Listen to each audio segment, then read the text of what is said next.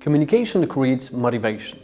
Motivation drives action, and action gives the results. This is called persuasion. Do you want to be persuasive in business? Learn rhetoric. Today I'll talk about one specific rhetorical device, one of my favorites, and one that most people have probably never even heard of. This figure is called Anadiplosis. But first, what is rhetoric anyway? There are hundreds of definitions of rhetoric. The simplest one, the art of persuasion. It is the field of effective speech and argumentation, a very old field originating roughly 200 years before Aristotle, giving it nearly 2,500 years of history. However, rhetoric is not disciplined with ironclad rules and formulas like physics or mathematics.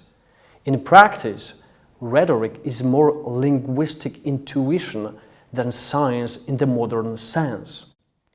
So rhetoric offers guidelines, signposts, and recommendations, not concrete and unbreakable rules. Such signposts are rhetorical and stylistic figures and rhetorical tropes, or rhetorical devices as we may call them. The most well-known rhetorical devices are metaphor, analogy, and epithet. We all learned about them in school, right? Today I'll discuss a stylistic figure that isn't as widely known but is as pivotal in persuasion as the backhand in Roger Federer's tennis repertoire. This figure is called Anadiplosis. Ana what? Yes, I know this name is difficult, and no, it's not the name of any disease or any bad activity. Anadiplosis involves repeating the last word of a sentence or phrase at the very beginning of the next sentence or phrase. Essentially, you take the last word of a phrase and repeat it at the start of the next. Example: the market was filled with uncertainty. Uncertainty created hesitation. Hesitation led to missed opportunities. Opportunities, when seized, drive success. This pattern resembles a chain that can be extended with successive interlocking words. These words can be separated by a period, a comma, or a semicolon. The repeated words don't have to be in the exact same grammatical form. They can be modified or supplemented with necessary additional words. What matters is that the key word forming the basis of the thought is repeated. Some rhetorical masters are particularly fond of this figure. One such master is Barack Obama, who once said, "One voice can change a room. If it can change a room, it can change a city. If it can change a city, it can change a state. If it can change a state, it can change a nation. And if it can change a nation, it can change the world." A beautiful and inspiring quote. I love it. One of my favorite quotes comes from the incomparable Martin Luther King Jr. "If you can't fly, then run. If you can't run, then walk. If you can't walk, then crawl. But whatever you do, you have to keep moving." The word anadiplosis comes from Greek, meaning repetition. Ancient rhetoricians loved many forms of repetitions, but this one is special because it creates exceptionally harmonious sentence structures.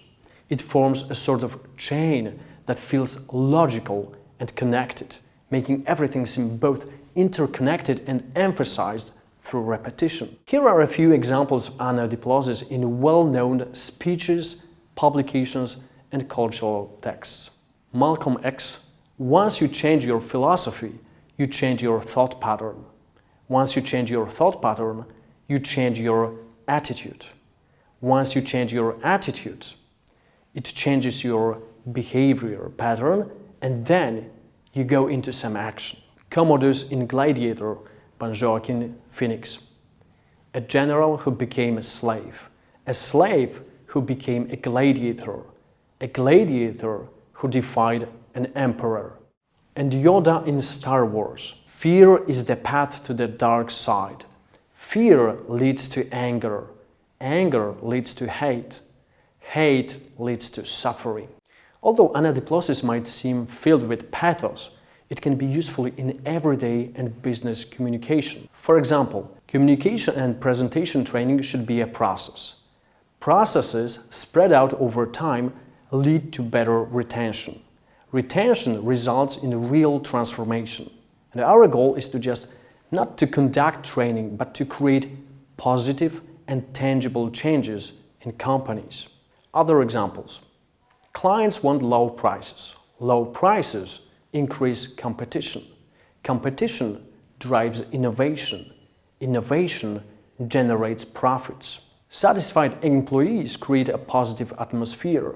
A positive atmosphere fosters productivity. High productivity leads to greater profits. And one more example. Effective time management leads to better organization. Better organization boosts productivity. Increased productivity translates into higher profits. The most captivating aspect of Anadiplosis is its rhythm, which creates the impression of clear causes and effects. As rational beings, we love to organize the world into cause and effect relationships, making arguments built on Anadiplosis feel compelling and irrefutable.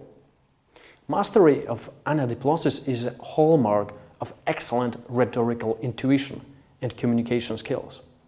However, there's a trap. The beauty of these repetitions can mask falsehood. These mesmerizing repetitions might lead us astray.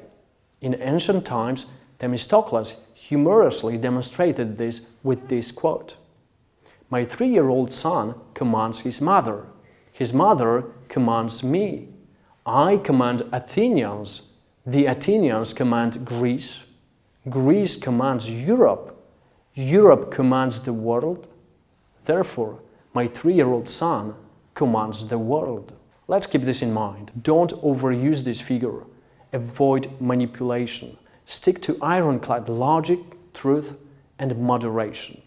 With moderation, our communication will be credible, and credibility will make our arguments more effective.